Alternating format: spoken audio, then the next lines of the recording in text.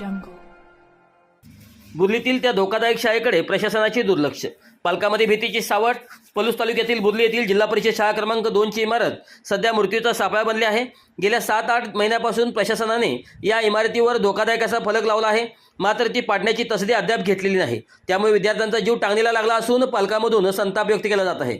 सदर इमारतीची अवस्था अत्यंत दयनीय झाली असून प्रशासकीय नियमानुसार तिचे स्ट्रक्चर ऑडिट देखील पूर्ण करण्यात आले आहे. या ऑडिटमध्ये इमारत विद्यार्थ्यांसाठी असुरक्षित असल्याचे स्पष्ट झाले आहे. तरीही डिम प्रशासनाने ही इमारत पाडण्याबाबत कोणतीही हालचाल केलेली नाही.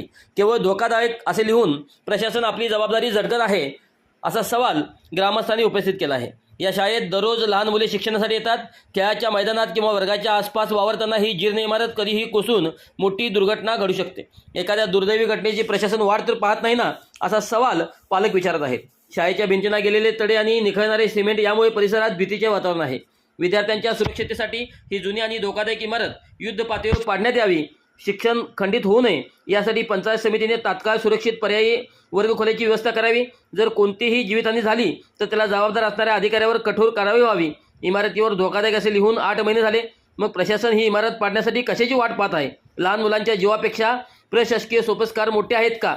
तातडीने निर्णय झाल्यास आम्हाला आंदोलनाचा पवित्रा घ्यावा लागेल, अशी बुर्लीचे संतप्त पालक बोलले जात आहे.